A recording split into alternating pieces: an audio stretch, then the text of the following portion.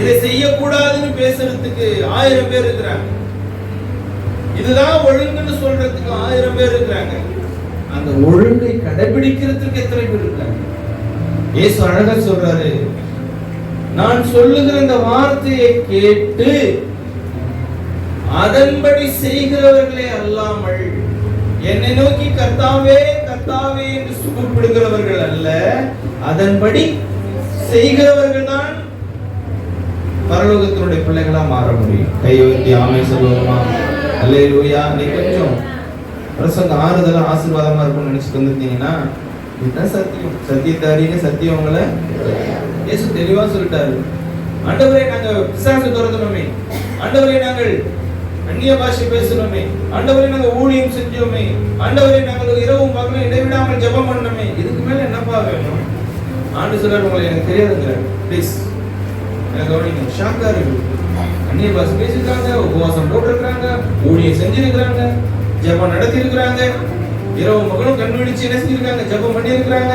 ஆனா ஆண்டவர் சொல்றாரு, நோ நோ நோ நோ. இது இன்னைக்கு நிறைய மாய்மாலமான வெளி தோற்றத்தை இன்னைக்கு சபை கவனிக்கிறது. வெள்ளை அடிக்கப்பட்ட கல்லறையே அப்படி சொல்றாரு கர்த்தர். உள்ளான மாற்றத்தை விரும்புகிற நம்ம ஆண்டவர்.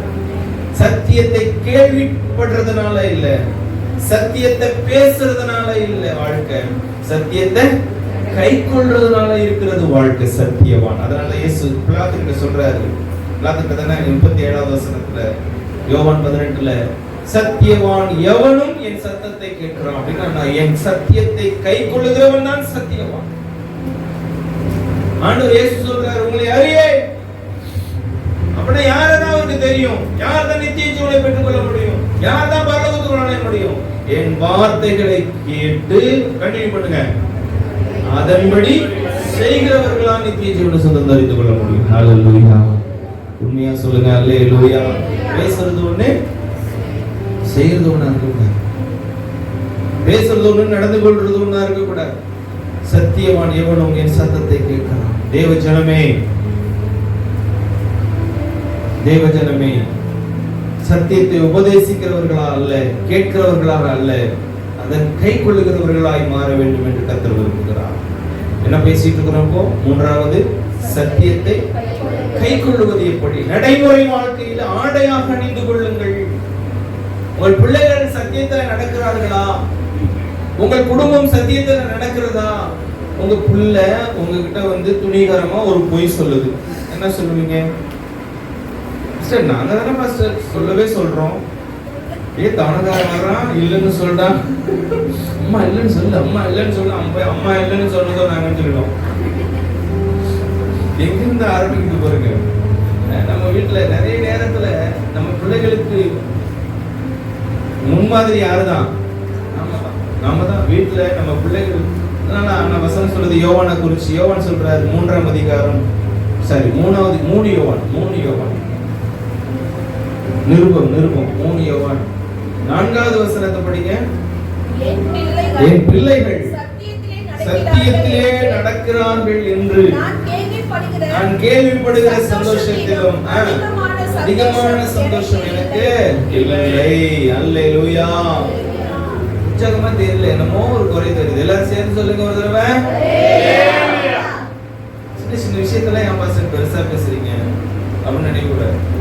இது பெரிய பெரிய விஷயம். நம்ம கேஷுவல் ஆகி விட்டுட்டோம்.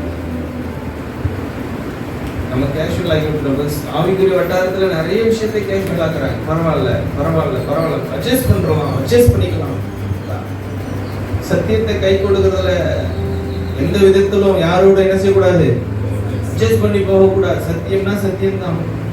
பொய் நாவை கர்த்தர் எவ்வளவு காடாயில் இருக்கிறாரு. நம்ம கேஷுவலா போயிட்டு இருக்கிறோம். நிறைய நேரத்துல நம்ம ஈஸியாக்கி விட்டுறோம். ஏன்னா உலகத்துல தானே நம்ம வாழ்றோம். பைபிள் என்ன சொல்லுதோ அதுதான் சத்தியம். அதனால ரொம்ப உங்களை கடினப்படுத்தல. ஆனால் ஒன்றை மட்டும் தெரிஞ்சுக்க, யோவான் சொல்ல, என் பிள்ளைகள் சத்தியத்தில் நடக்கிறார்கள் என்று நான் கேள்விப்படுகிற சந்தோஷத்தை விட அதிக சந்தோஷம் எனக்கு ஒன்றும் இல்லை. ஆமென் சொல்லுவோம். சந்தோஷமா சொல்லுங்க. அல்லேலூயா. பிள்ளைகள் பசியோட இருக்கிறாங்க. நிறைய ஊழியக்காரோட சாட்சிகளை படிச்சிருக்கிறேன். ஒரே ஒரு பொய் சொன்னா போதும், நிறைய கிடைக்கும், நிறைய வருமானம் கிடைக்கும்.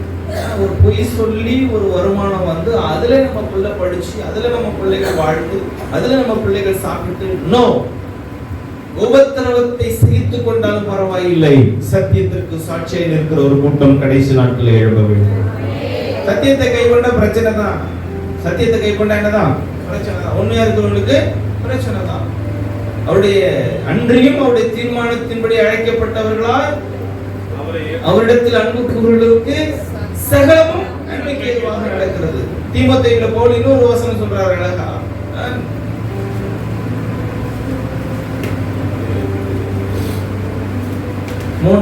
2 தீமோத்தேயு 3ஆம் அதிகாரம் 12வது வசனம்.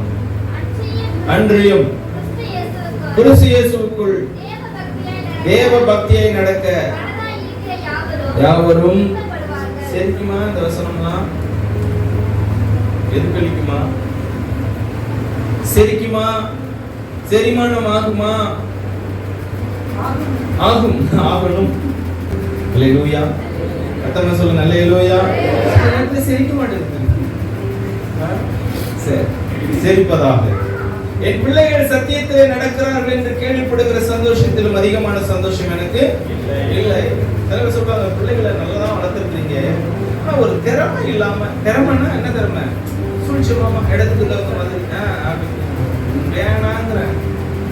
வேண்டாங்கிற. அல்லேலூயா. திறமையா அல்லது பரிசுத்தமா?